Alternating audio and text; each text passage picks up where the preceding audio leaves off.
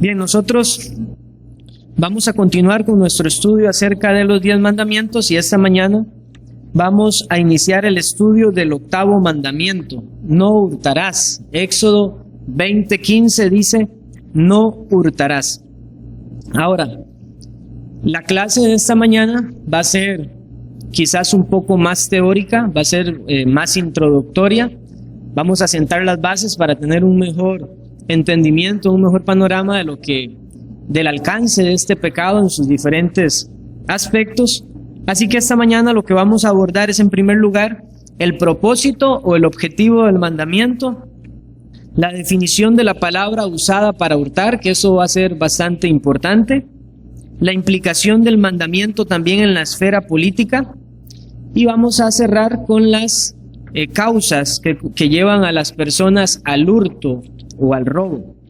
Entonces, en las clases siguientes vamos a estar viendo los diferentes tipos de hurto y situaciones puntuales donde hay hurto o robo, y después vamos a ver también los deberes que se nos mandan a nosotros en este mandamiento. Pero es necesario sentar estas bases para tener mayor claridad. Pasemos entonces al propósito del mandamiento.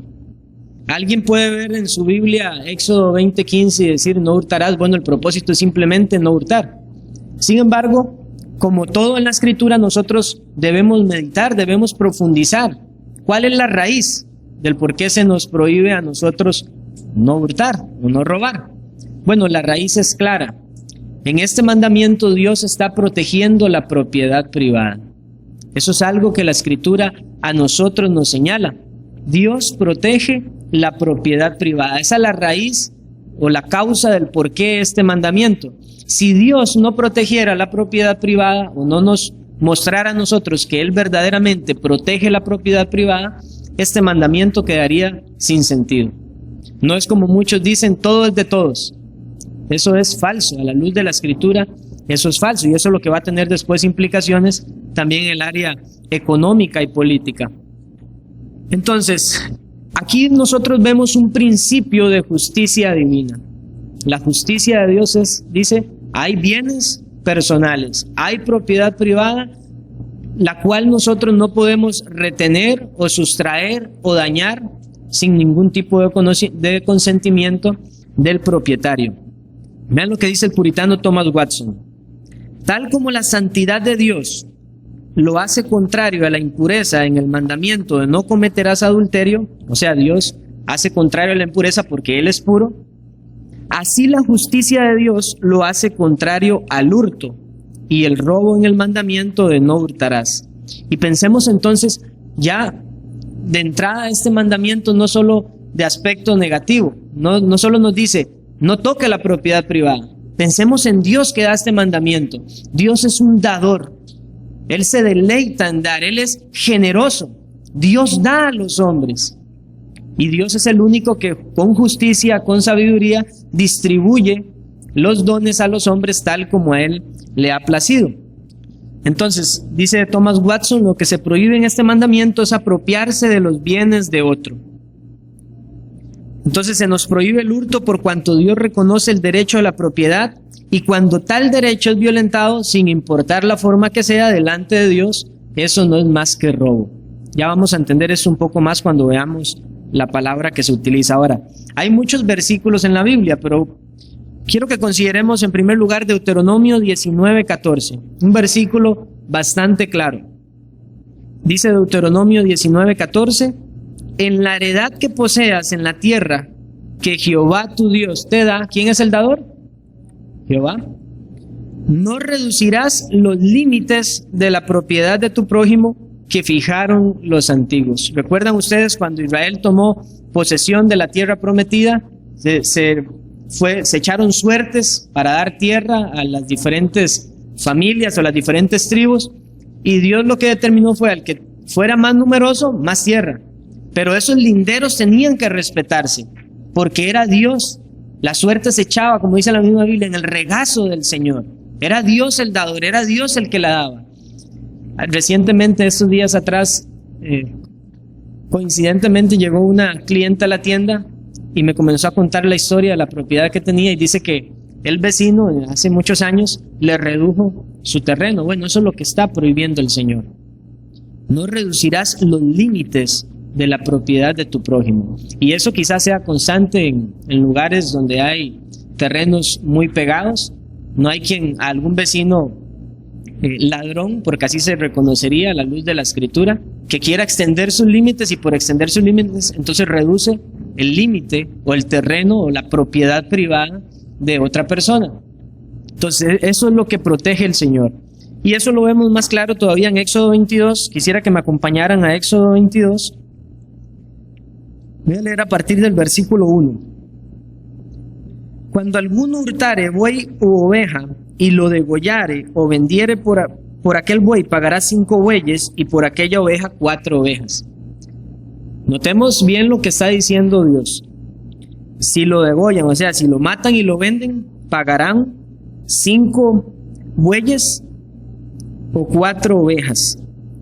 En el versículo 2 dice: si el ladrón fuera hallado forzando una casa y fuere herido y muriere, el que lo hirió no será culpado de su muerte. Pero si fuere de día, el autor de la muerte será reo de homicidio.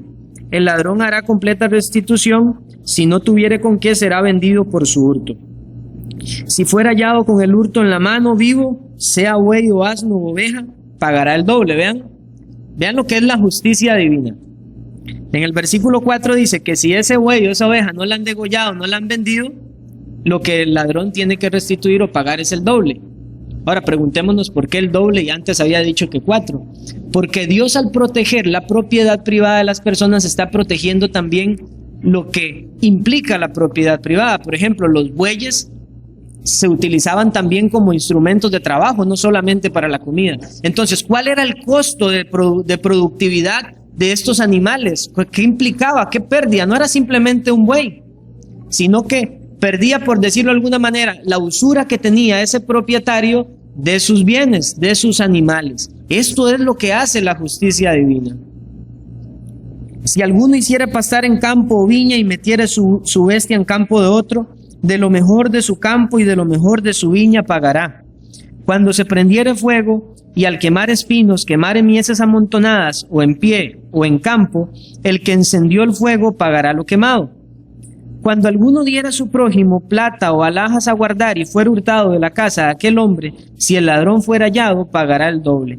Y ahí usted podrá seguir leyendo todas las diferentes formas de hurto y las diferentes formas de restitución según la ley de Dios para el pueblo de Israel como una nación teocrática. Ahora, como lo habíamos visto en una de las clases introductorias, estas leyes civiles no tienen que estar completamente igual en cada nación, porque fueron abolidas. La ley que prevalece al día de hoy es la ley moral. Sin embargo, vimos que los principios de justicia y equidad siguen siendo aplicables para los creyentes al día de hoy. Ahora, pensemos en esto.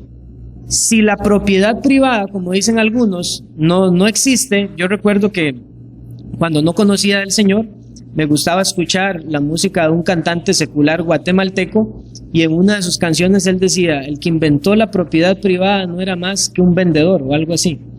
Y hay muchas formas en las que se critica esto, pero bueno, el que inventó la propiedad privada fue el mismo Señor, Dios mismo. De hecho, dicen los estudiosos que esto hacía diferente a Israel de todas las demás civilizaciones. Había una clara ley sobre la protección de la propiedad privada. Y si todo en la tierra fuera de todos, como dicen muchos, de que no hay límites, sin fronteras, entonces la ley de Dios se equivocó. Vean el alcance de este mandamiento en su esencia, o la raíz que llega al punto de impedir el robo o el hurto. Dios está protegiendo la propiedad privada, porque Él es el que da y Él es el que reconoce también estas cosas. Ahora, entonces, de manera muy sintetizada, nosotros podríamos decir que, entendiendo esta raíz del mandamiento, que el propósito del mandamiento es, en primer lugar, proteger la propiedad privada.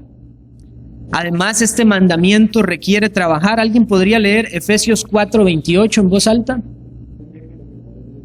El que hurtaba no hurte más si no trabaje, dice Pablo. Obviamente, esa es una implicación del mandamiento.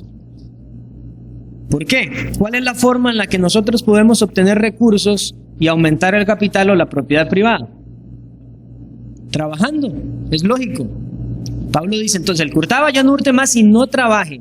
Y además, en esa misma exhortación de Pablo, tenemos también, juntamente con ese pasaje de Pablo y otros en la Escritura, la forma correcta que a partir de este mandamiento a nosotros nos deja ver para poder ayudar al que está en necesidad. Porque cuando Dios dio leyes al pueblo, no solamente, esto no significa que el derecho a la propiedad privada exige que lo que es nuestro y listo, no comparto con nadie, no. Dios también dio muchas leyes para ayudar al necesitado. Pero entonces, estas leyes requieren que se ayude a aquel que está en verdadera necesidad y no por ocio o por vagancia. Es decir, el que no trabaja, que no coma. Así de sencillo. Pero ¿qué hay detrás de todo este entendimiento de que la tierra todo es de todos, todo es bien común? Se alienta a los hombres a no cumplir con el llamado de Dios, con el trabajo. Y por eso al final de cuentas, bueno, eso lo vamos a ver más adelante, cómo esto tiene implicaciones para la sociedad en general. Voy a leer para ustedes 2 de Tesalonicenses, capítulo 3, versículos del 6 al 15. Es lo que dice el apóstol Pablo. Pero os ordenamos, hermanos, en el nombre de nuestro Señor Jesucristo, que os apartéis de todo hermano que ande desordenadamente y no según la enseñanza que recibisteis de nosotros. Porque vosotros mismos sabéis de qué manera debéis imitarnos. Pues nosotros no anduvimos desordenadamente entre vosotros, ni comimos de balde el pan de nadie, sino que trabajamos con afán y fatiga día y noche, para no ser gravosos a ninguno de vosotros, no porque no tuviésemos derecho, sino por daros nosotros mismos un ejemplo para que nos imitaseis. Porque también cuando estábamos con vosotros os ordenábamos esto: si alguno no quiere trabajar, tampoco coma. Porque oímos que algunos de entre vosotros andan desordenadamente, no trabajando en nada, sino entremetiéndose en lo ajeno. A los tales mandamos y exhortamos por nuestro Señor Jesucristo que trabajando sosegadamente coman su propio pan. Y vosotros, hermanos, no os canséis de hacer bien. Si alguno no obedece a lo que decimos por medio de esta carta, a ese señaladlo, y no os juntéis con él para que se avergüence. Mas no lo tengáis por enemigo, sino amonestadle como hermano. Estos son implicaciones grandes para la vida cristiana, porque nótese que Pablo no está diciendo que ese ocioso, esa persona ociosa que no está trabajando, no sea un hermano. Eso nos indica que pueden haber verdaderos creyentes que caigan en este error de andar de esta manera desordenada. Pero Pablo aquí está aplicando disciplina para estas personas. A ese señaladlo, no os juntéis, apartados de ellos.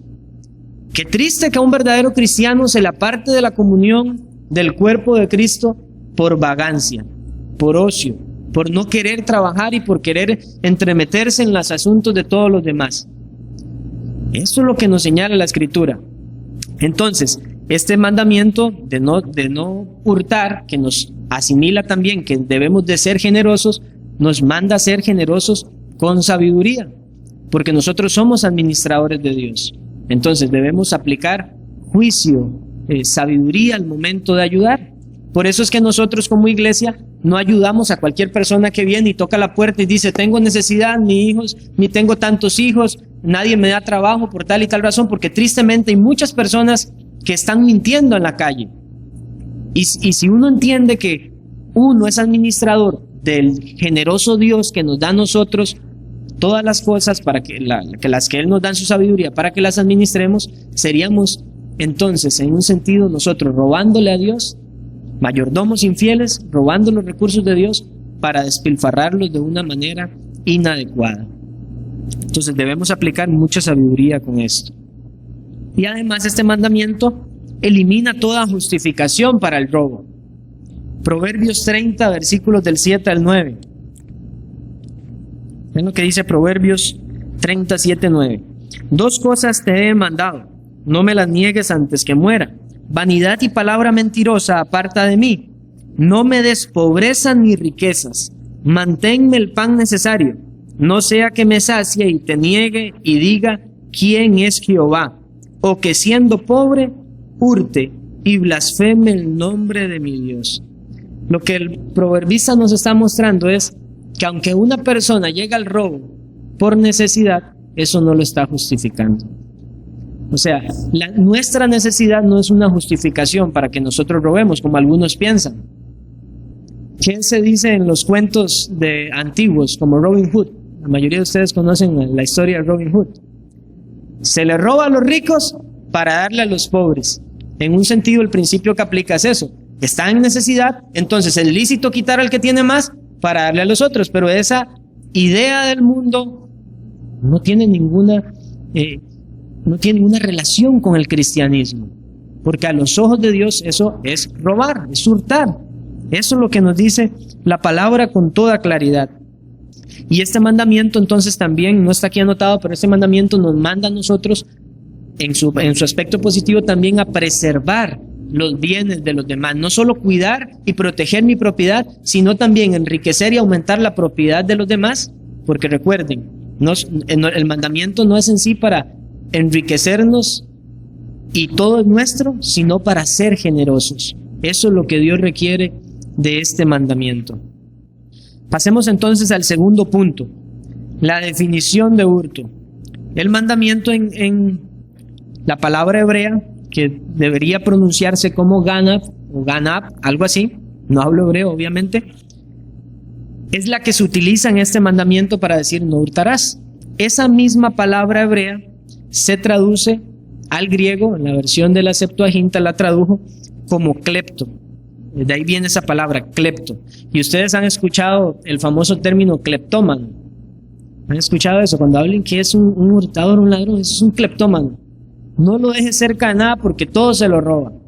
Bueno, ahí viene esa palabra cleptómano o cleptomanía, que la ciencia no, porque eso no es ciencia, la psicología, ¿qué es lo que dice? Es un trastorno mental, una anormalidad mental. Bíblicamente eso nos enseña la Biblia, que es una anormalidad mental, un trastorno. No, eso es un trastorno verdaderamente espiritual. Es un ladrón que tiene su corazón lleno de pecado y que ese corazón pecaminoso y engañoso lleva a esa persona a robar, a hurtar según la ley de Dios. Entonces nosotros no debemos caer en el error de porque la psicología dice tal cosa, eso es una enfermedad. Ahora sí, al pecado se le llama enfermedad, fundamentándose dizque en ciencia, y eso es falso. La palabra de Dios es la verdad, y la palabra mira a estas personas, aunque el mundo les diga que tienen un trastorno, es una normalidad, es una enfermedad, la palabra de Dios dice que eso es pecado y listo, y la persona que haga esto es un ladrón o una ladrona. Ahora, ¿por qué es importante entender que los términos tanto en hebreo como en su traducción griega significan robar o hurtar, sea escondida, sea utilizando la fuerza, sea como sea? Eso es importante porque en nuestro lenguaje, especialmente en el lenguaje penal o jurídico, hay dos términos en español distintos. Uno es hurto y el otro es robo, y no significan exactamente lo mismo. Entonces, si usted va con un abogado, bueno, aquí tenemos dos abogados, ellos van a saber diferenciar, según el lenguaje que nosotros tenemos hoy, que una cosa es hurto y otra cosa es robo. Se habla de hurto cuando hay una sustracción de los bienes de la propiedad de otra persona sin utilizar la intimidación o la fuerza. Entonces, o a escondidas, por ejemplo, eso se llama, en el lenguaje de ahora, en el lenguaje penal es hurto. Pero cuando hay intimidación o hay violencia, hay fuerza, por ejemplo, si un ladrón entró a una casa y forzó una puerta o quebró la ventana para entrar, eso se considera robo. Pero esto es importante entenderlo a la luz de la Escritura. ¿Por qué? Porque la Biblia no hace una diferenciación entre hurto y robo como nosotros lo hacemos hoy. Simplemente es robo o hurto cualquier sustracción de la propiedad privada, utilice o no utilice la fuerza. Delante de Dios, eso es así. No hace falta que alguien tenga que actuar con intimidación para que a los ojos de Dios sea un robo. Ahora, ¿por qué es necesario y por qué quería traer esto a colación? Porque no falta quien astutamente piense que puede aprovecharse del mandamiento. Si por ejemplo, algunas traducciones traducen robo, o en algunos lugares enseñan no como no hurtarás, sino no robarás. Y alguien podría decir, bueno, Si yo sustraigo algo a escondidas, entonces yo realmente no estoy pecando ante la ley de Dios, porque la ley de Dios dice, no robarás, pero yo no robé, yo hurté. Vean qué precisa es la escritura aún en esto, porque no da lugar para que el hombre trate de utilizar maquinaciones perversas para tratar de no cumplir la ley. Entonces entendamos esto, no importa la forma en que sea, no importa si es una forma pasiva o agresiva, delante de los ojos de Dios, cualquier violación a la propiedad privada es contado como un robo. Y el que tal hace es visto delante de Dios como un ladrón. Así de sencillo es. Eso es lo que nos muestra a nosotros la Escritura.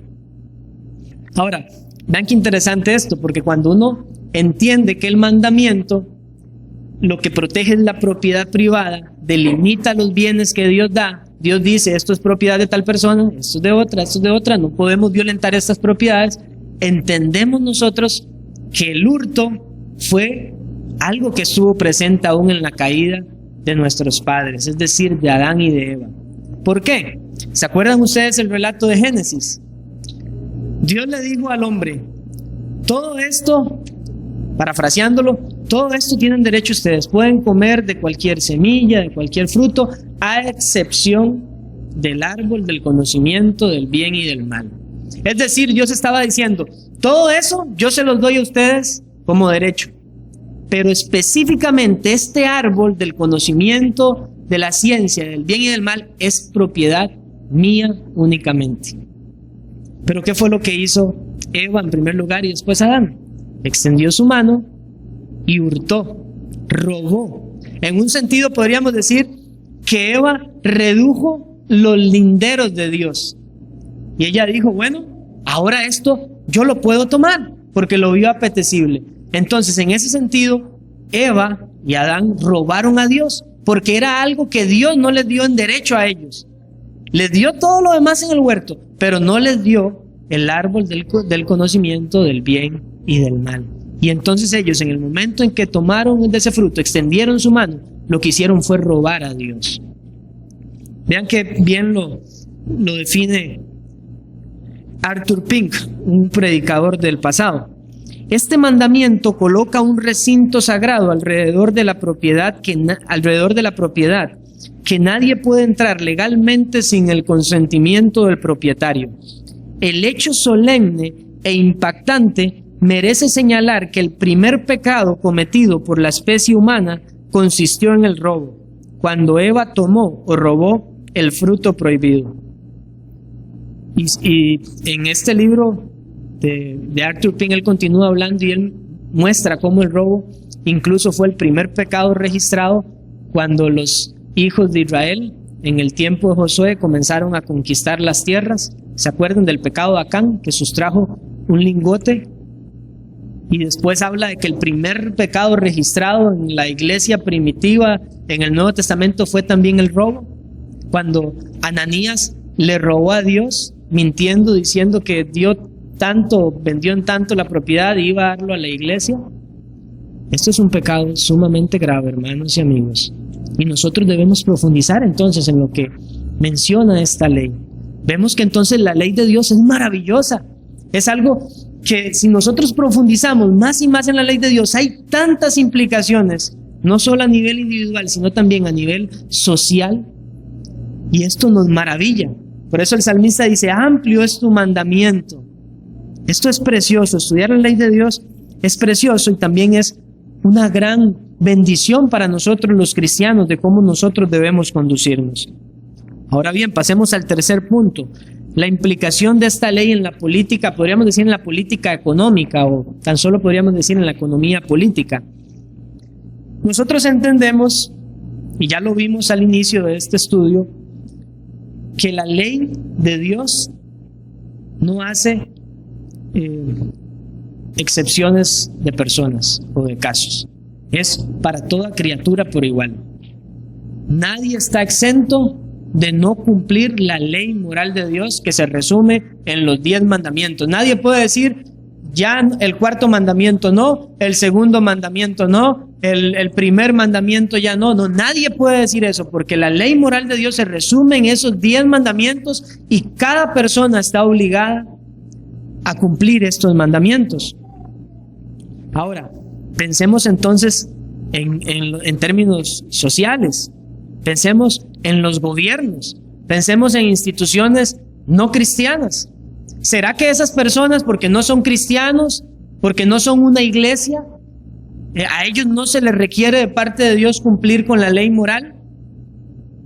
Están obligados también. Ahora, nosotros entendemos que existe una separación entre el Estado y la iglesia. Hay hermanos reformados que piensan que debe haber unidad. Nosotros entendemos por la Escritura que no. No hay unidad, hay una separación entre el Estado y la iglesia. Pero esa separación no implica que los gobiernos no estén obligados a cumplir con los estándares de la ley moral de Dios. Vean, por ejemplo, lo que dice nuestra confesión de fe en el capítulo 24 acerca de las autoridades civiles. En el párrafo 1 dice: Dios, el supremo Señor y Rey del mundo entero, ha instituido autoridades civiles para sujetarse a Él y gobernar al pueblo, para la gloria de Dios y para el bien público. Y con este fin les ha provisto con el poder de la espada. Eso es lo que nosotros vemos en Romanos, cuando Pablo dice que llevan la espada para dar castigo como ministro de Dios. Dice, para la defensa y el ánimo de los que hacen lo bueno y para el castigo de los que hacen el mal. Entonces, bíblicamente hay una separación entre la iglesia y el Estado. Y bíblicamente nosotros vemos esos principios. ¿Qué es lo que tiene que hacer un gobierno civil? Como dice nuestra confesión, proteger al bueno, es decir, traer la espada para castigar al malo y traer justicia y equidad en medio de la nación que gobierna. Eso es lo que bíblicamente nosotros entendemos son las funciones primordiales o fundamentales de un gobierno civil. Pero pensemos entonces en este mandamiento, cómo se extrapola hacia las políticas gubernamentales. Porque cuando Dios dice, no hurtarás, no se lo dice solo a personas individuales, se lo está diciendo también a los gobiernos civiles. ¿Qué es lo que hacen muchos gobiernos? Roban a sus ciudadanos a través de impuestos o tributos que no tienen base o justificación bíblica. Entonces, por medio de la legalidad, leyes constituidas por medio de hombres, un gobierno podría incluso llegar a robar a sus ciudadanos.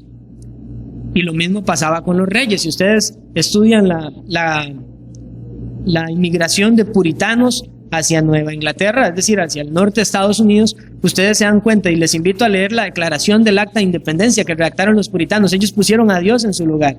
Y ellos entendieron que cuando los gobiernos eran déspotas, las personas que habían escogido a sus gobernantes tenían el derecho de poner un alto, pero con suma prudencia, porque eso no quiere decir que porque el gobierno trae impuestos injustos, ya uno no deba pagarlos o deba sublevarse. La misma Acta de Independencia, los puritanos decían, aunque esto no quiere decir que el pueblo vaya a traer una revolución, parafraseando lo que ellos decían, simplemente por cualquier causa, porque dice, porque aún los justos van a estar dispuestos a sufrir antes que cualquier otra cosa. Pero lo que había sucedido con el rey en Inglaterra, habían sido muchos años, es que este rey había traído mal a la nación. Entonces ellos fueron impulsados hacia eso.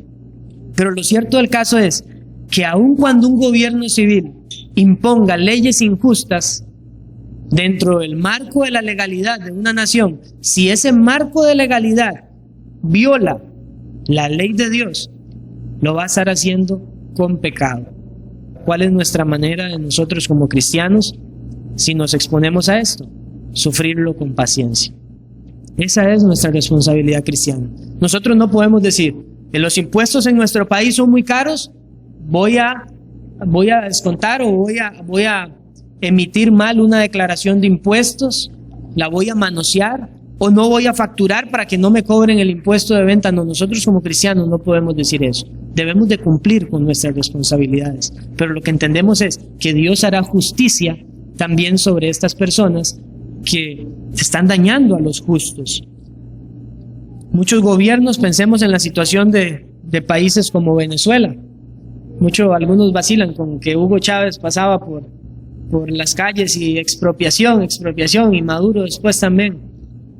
Bueno, eso es lo que hacen algunos gobiernos. Despojan de la propiedad privada a las personas, propiedades que por derecho ellos tenían. Entonces eso no tiene ninguna relación tampoco con el cristianismo. Quiero aclarar algo. La Biblia no describe de manera específica una forma de gobierno civil. No describe la Biblia una forma de gobierno civil. Hay muchas formas de gobierno civil, de tendencias liberales, capitalistas y muchas. Pero lo que nosotros sí entendemos por los principios de la Escritura, y aquí es donde nosotros debemos de ser muy prudentes para aplicar los principios de la Escritura y tener una cosmovisión cristiana, y esto incluso es necesario para que nosotros ejerzamos nuestra responsabilidad como ciudadanos de este reino terrenal, al momento de elecciones, por ejemplo. Es terrible ver cómo personas que dicen que profesan la fe cristiana no tienen ningún reparo en darle su apoyo a partidos políticos que vienen con una tendencia comunista o socialista. No hay ninguna relación entre el comunismo y el socialismo con el cristianismo. Aunque se vea muy lindo, vamos a redistribuir la riqueza, vamos a darle a los que no tienen. Eso no es bíblico, porque en el momento en que un gobierno sustrae unilateralmente la propiedad privada de una persona para distribuirla a los pobres, ¿qué está haciendo? ¿Qué está haciendo? Hurtando. A la luz de la Biblia es así. Ahora, ¿quiere decir esto que entonces no se le debe ayudar a los pobres? No, como les decía, este mandamiento, dice Pablo, trabaje para que ayude al que está en necesidad. Ahora, les leí en la confesión cuál era la función de un gobierno civil. ¿Es la función de un gobierno civil hacer obra de caridad a los pobres? ¿Bíblicamente? Nosotros no vemos eso. Nosotros no vemos eso. La iglesia está capacitada para eso. Pero al punto tal, imagínense esto, que ni la iglesia es una obra de beneficencia social. Y muchos han caído en el hoy famoso evangelio de la justicia social, y años atrás era la teología de la liberación. Vamos y ayudamos a todas las personas, pero la iglesia no es una obra de beneficencia. Debe ayudar con sabiduría, pero a las personas individuales se les demanda. Pablo lo dice en una de sus cartas, dice, el que no provee aún para su propia familia, ha negado la fe y es peor que un incrédulo. Nosotros debemos de trabajar para proveer en primer lugar a los nuestros y proveer a todas aquellas personas que están en una verdadera necesidad y no por vagancia. Jesús dijo, a los pobres siempre los tendrán con ustedes. Pero cuando viene este pensamiento comunista, socialista, dice, hay igualdad, y la utopía de ellos es, vamos a erradicar la pobreza, lo vamos a distribuir todo. En la misma Biblia dice que a los pobres siempre los van a tener, y en el Antiguo Testamento usted va a ver cómo, por ejemplo, habían leyes de que si a una persona entraba en los campos de otra, podía comer del fruto de ese campo, pero no podía llevar un canasto para recogerlo. Vean qué importante es la sabiduría de Dios. No podía llevar un canasto para recogerlo y después decir, voy a comer después, o voy a ir a vender esto que recogí en el campo del otro. No, puede usted satisfacerse si tiene hambre, pero no va a llevar un canasto para después hacer lo que quiera con todo ese montón que agarró. Entonces, estas políticas de izquierda que vienen desde el comunismo y desde el socialismo no tienen ninguna relación con el cristianismo. Y entendamos eso, hermanos y amigos. Porque es triste saber cómo hay personas que profesan la fe y están siguiendo esto. Porque de manera pragmática se oye muy lindo. De manera pragmática se oye muy lindo. Salud para todos, riquezas para todos. Pero el mandamiento de Dios, leímos en 2 Tesalonicenses, el que no quiere trabajar, que tampoco coma. Pero ¿qué es lo que sucede en esta redistribución de riquezas donde un gobierno, eso es lo que tenemos en cierta medida en Costa Rica, es conocido como el Estado benefactor? El Estado prácticamente es paternalista, da a todos. Entonces, ¿qué es lo que hace el Estado? Sustrae de todos los recursos de los ciudadanos y redistribuye esa riqueza. Entonces, ¿qué es lo que hace eso? Es robar a las personas, y además de que se creen en un sentido Dios, porque nosotros vimos, ¿quién es el que da? Dios, y lo da por medio del trabajo. Pero cuando está esto del Estado benefactor, aunque sea muy lindo y pragmáticamente tenga resultados, Sin embargo, ¿qué es lo que hace eso? Eso lleva a las personas ociosas a no trabajar. Entonces vivo, disculpen la expresión, del pecho del gobierno. Y así hay muchos en nuestra sociedad, viviendo de lo que el gobierno les da, pero sin trabajar. Ahora, vemos la ley bíblica. El que no trabaja, que no coma. Y si el Estado está proveyendo a aquellos que no quieren trabajar, ¿es eso bueno? Vean la implicación de este mandamiento en el ámbito político y económico también. Ahora, hablo de esto porque es algo que tristemente está alcanzando a muchos países en Latinoamérica. Es una tendencia que vino desde la Revolución Francesa, pero esto ha abarcado ya muchos países y Latinoamérica está en peligro de ser alcanzado en su mayor parte por estas tendencias socialistas o por el progresismo, que es otra forma que se desprende de estas ideologías políticas. Y eso nos ha alcanzado a nosotros con el gobierno de turno. Quizás no en mayor grado como en otros países, pero los cristianos debemos reconocer y entender y tener esta visión bíblica, esta cosmovisión bíblica, para no tropezar en cosas que, aunque de palabras suene algo bonito, sin embargo no tiene ninguna relación con la ley de Dios y más bien está en contra de la ley de Dios. Ahora, estoy abogando yo por esto, por un capitalismo, porque no falta quien haya comprado estas ideas que diga, bueno, el pastor está hablando del capitalismo. No, les dije, la Biblia no define un gobierno civil específico. Cada forma debería hacerse de acuerdo a cada circunstancia, inclusive de países. Y hay situaciones en las que quizás un gobierno va a inferir en asuntos que no están aquí claramente establecidos en la Biblia y que sin embargo no van a traer en un sentido un pecado. Pero cuando las leyes o las políticas de un país y esas políticas económicas sí atentan contra la ley de Dios, no es otra cosa que pecado. Entonces yo aquí no estoy abordando por un sistema específico, no. Lo que les digo es que sí tenemos en la Escritura los principios para determinar cuáles sistemas políticos no tienen ninguna relación con el cristianismo, como estos en cuestión que les decía, el comunismo, el socialismo, el progresismo y muchas otras tendencias más. Ahora, esto no sucede únicamente en los gobiernos comunistas, que es algo más reciente. Sucede en las monarquías también. Sucedió en el tiempo de Israel, con reyes malvados. ¿Se acuerdan la historia de Jezabel con Acab? Querían el huerto, la viña de un ciudadano y él no se lo quería vender. Hicieron todo y hasta lo asesinaron. Le quitaron el terreno. Puede suceder en cualquier forma de gobierno. Por eso es que les digo, la Biblia no es específica en esto, pero sí nos da principios para entender qué cosas no están de acuerdo con la ley de Dios. Veamos esto en la Escritura. Cualquier forma de injusticia que afecte los bienes de otros es un grave pecado, aún utilizando la autoridad del gobierno, por decirlo así. Lucas 3, versículos del 12 al 15.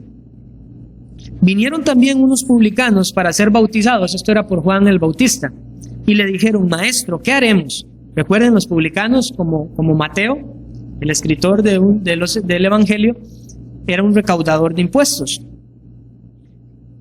Y estos publicanos vinieron y dijeron, ¿qué haremos? Él les dijo, no exijáis más de lo que os está ordenado. También le preguntaron unos soldados diciendo, ¿y nosotros qué haremos? Y les dijo, no hagáis extorsión a nadie, ni calumniéis, y contentaos con vuestro salario. Era un comunismo del Imperio Romano, ¿no? Pero es lo que les digo, estas formas de injusticia que Dios protege a raíz del octavo mandamiento o por medio del octavo mandamiento pueden estar presentes en cualquier forma de organización civil o política. Y nosotros debemos huir de estas formas de injusticia. Vean lo que dice el profeta Amós. Amós 5, versículos 11 y 12. Lo leo para ustedes en la versión Nueva Traducción Viviente. Pisotean a los pobres, robándoles el grano con impuestos y rentas injustas. Por lo tanto, aunque construyan hermosas casas de piedra, nunca vivirán en ellas. Aunque planten viñedos exuberantes, nunca beberán su vino. Pues yo conozco la enorme cantidad de sus pecados y la profundidad de sus rebeliones. Ustedes oprimen a los buenos, al aceptar sobornos y privan al pobre de la justicia en los tribunales, por medio de la autoridad que tenían estas personas. Y sucede en cualquier forma de gobierno, como les digo. Va un ciudadano a exigir sus derechos ante un tribunal y las mismas leyes proveen defensas para el que está infringiendo la ley o el que no está haciendo lo correcto. Y sucedió también en este tiempo en que el profeta Amós fue enviado por Dios para hablarle al pueblo de Israel. Pero eso tiene aplicación también en nuestras vidas personales, individuales. Nosotros no debemos hacer este tipo de injusticia. Una vez hablaba con un hermano y yo le decía, yo no podría nunca ser prestamista, porque está de la mano con este mandamiento. Ahora, ciertamente la Biblia decía, a tu hermano, y podríamos aplicarlo en términos de iglesia, a tu hermano en la fe no vas a cobrar usura. Le vas a prestar, pero al extranjero el Señor sí permitía. Ahora, aún así, la usura era pecado. No se podía cobrar más de la cuenta, porque transgrede la justicia de Dios. Pasemos entonces al siguiente punto y el último, las causas del hurto. Pensemos qué lleva a una persona a hurtar. Bueno, evidentemente es el corazón lleno de maldad, de pecado. Eso lleva a una persona a hurtar, originando impulsos contra la ley de Dios. Pero podríamos clasificar esto en dos categorías: las causas internas y la causa externa. ¿Cuáles son las causas internas? Bueno, hay tres causas en las que podría encerrarse todo. En primer lugar, la incredulidad. Cuando nosotros somos incrédulos del Dios generoso que provee para los que andan haciendo el bien, vamos a ser impulsados a robar. No tengo nada, voy y robo, justificándome en que no tengo nada y necesito vivir, voy y robo. Pero la Biblia dice que eso es incredulidad. Eso es como preguntaron los israelitas, Salmo 78, 19, y hablaron contra Dios diciendo, ¿podrá poner mesa en el desierto? Y muchos que tienen escasez de alimentos tal vez dicen, ¿será que Dios nos podrá alimentar? No, como Dios no nos puede alimentar, entonces voy y robo, voy y hurto, justificándome en que necesito mi mantenimiento. Pero eso es incredulidad. El creyente confía en que Dios va a alimentar al justo. ¿No alimentó Dios a Elías con cuervos?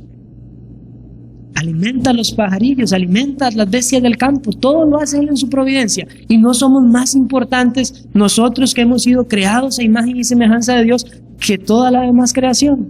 Somos, como dijo alguien, el pináculo de la creación de Dios. El Señor tiene para proveernos. Y eso nos guarda a nosotros del robo. Pero cuando hay incredulidad, la persona es volcada al hurto con esto. Ciertamente Dios no podrá darme a mí, no podrá ponerme mesa. Entonces tomo mi justicia propia o mi prudencia propia personal y voy y robo. La codicia es otra causa que lleva al hurto. Josué 7:21, justamente hablando de Acán, que había robado del motín, cuando Dios había dicho destruyan todo.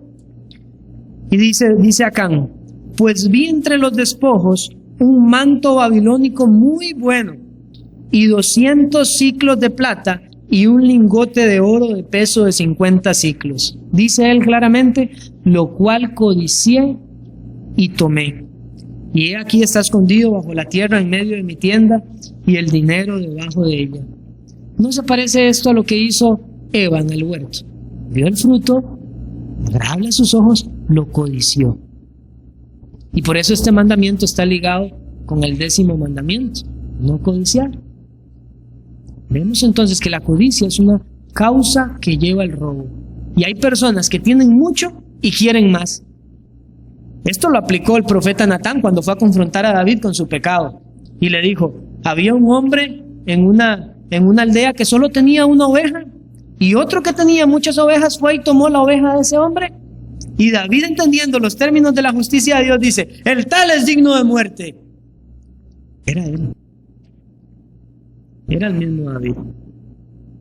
La codicia lo llevó. Codició a la mujer de su prójimo, y eso lo llevó también a hurtar la propiedad del hombre. Porque recuerden, en matrimonio los dos se hacen una sola carne. La esposa es propiedad del esposo y el esposo propiedad de la esposa. La codicia lo llevó a tan grave mal. Y otra causa del robo es el descontento. Ya lo leímos en Lucas 13:14, la respuesta de Juan el Bautista a los soldados: contentados con vuestro salario. ¿Por qué estos soldados estaban haciendo extorsión a la gente? Porque no estaban contentos con su salario. Y eso es lo que les decía Juan el Bautista: conténtense con el salario. Ahora, hermanos y amigos, contentémonos con lo que la providencia de Dios nos ha dado. Ahora, contentarse con lo que la providencia de Dios nos ha dado no es sinónimo de ocio, no es sinónimo, a lo que salga. No, Dios nos manda a trabajar, pero aún entendiendo que aunque demos nuestro mejor esfuerzo en el trabajo, finalmente es Dios el que distribuye generosamente lo que Él quiere, según su propia voluntad. Aún nosotros podemos trabajar muchísimo y seguir con escasez. Y si es así la providencia de Dios, contentémonos. Pero eso no lleva al ocio. Eso no lleva a no trabajo y estoy contento con lo que Dios quiera darme. No, hay que trabajar, pero aún trabajando, estar contento con lo que Dios en su sabiduría ha determinado como provisión para nosotros. Y finalmente, la causa externa claramente es la incitación de Satanás. Vean lo que le dijo Pedro a Ananías, Hechos 5:3. Y dijo Pedro a Ananías: ¿por qué llenó Satanás tu corazón para que mintieses al Espíritu Santo y sustrajeses del precio de la heredad? La influencia de Satanás lleva a las personas al hurto. Vean cómo lo dice Thomas Watson en su libro Los 10 Mandamientos. Judas era un ladrón. ¿Y cómo llegó a serlo? Satanás entró en él. El diablo es el mayor ladrón de todos. Nos arrebató nuestro manto de inocencia y convence a los hombres para que formen parte de su gremio. Les dice lo bien que vivirán robando y cómo pueden apropiarse de los bienes. Escuchan la voz de la serpiente tal como lo hizo Eva. Como aves rapaces viven del saqueo y de la depravación. Esas son las influencias de Satanás. Y este Satanás lo que hace es aprovechar la misma condición de nuestro corazón, sabiendo que el corazón del hombre es engañoso, que está inclinado a la maldad. Y aunque he dividido esas causas así, sin embargo pueden encerrarse como una sola categoría. Para finalizar, hermanos y amigos, les hablo de estas palabras: no olvidemos lo que es obvio. El hecho de que Dios proteja la propiedad privada no quiere decir que nosotros seamos los dueños absolutos de lo que tenemos. Salmo 24:1 dice que de Jehová es la tierra y su plenitud, el mundo y todo lo que en él hay. Todo es de Jehová. Entonces, Dios es quien sabiamente distribuye los dones y recursos de su creación, y por eso nosotros debemos serle fieles con nuestras posesiones. Si usted lee el Levítico 25, del 23 al 28, va a encontrar allí una fiesta que Dios instituyó en Israel, la fiesta del jubileo. Y esto tiene una enseñanza grande para los israelitas también, porque sucedía que cuando una persona por pobreza tenía que venderle a otro una propiedad, por ejemplo, pasaban 49 años y el año 50 era el año del jubileo, y en ese año del jubileo la tierra tenía que volver a ser dada al que la vendió, porque dijo Dios: la tierra no se venderá a perpetuidad. ¿Qué estaba enseñándole Dios al pueblo de Israel? La tierra es de Jehová. Es decir, que nosotros debemos de pensar, como les mencioné antes, que somos mayordomos y que tenemos esto como un usufructo. Un usufructo significa que Dios nos concede un derecho para que nosotros disfrutemos los bienes que producen estas cosas que Él nos da, pero entendiendo que debemos de cuidarlas para Dios. Lo que tenemos, hermanos y amigos, es simplemente un derecho y debemos de cuidarlo para el Señor. Salmo 112:5, vean lo que dice: Y era parte de lo que les dije anteriormente. Administrar con sabiduría. El hombre de bien tiene misericordia y presta. Necesitamos trabajar y rogar al Señor abundancia para ser generosos con el que está en necesidad. Eso es lo que nos dice aquí. El hombre de bien tiene misericordia y presta, pero también dice, gobierna sus asuntos con juicio. No despilfarra lo que Dios le dio. Es lo que les decía. No podemos ayudar indiscriminadamente a cualquiera que pida ayuda, porque si hacemos algo indebido, estamos despilfarrando los bienes que el Señor nos ha dado a nosotros. Recordemos, hermanos, somos administradores de Dios, y arruinar, menospreciar o despilfarrar todos los recursos que Él nos ha dado a nosotros como propiedad nuestra, en última instancia, es robarle a Dios, porque Él es el que nos lo ha dado. Oremos. Señor, te damos gracias porque nos concedes una vez más abrir tu palabra. Gracias por tu misericordia, porque cada vez que escudriñamos tu palabra podemos alcanzar mayor sabiduría y conocimiento de ti. Te ruego que sigas bendiciendo estas exposiciones de tu santa ley y que nuestro corazón se alegre y que con disposición completa podamos rendirnos a tu voluntad, ser sumisos y que tú nos sigas añadiendo sabiduría para andar en conformidad a tus estatutos. Esto lo pedimos en el nombre de Cristo Jesús. Amén.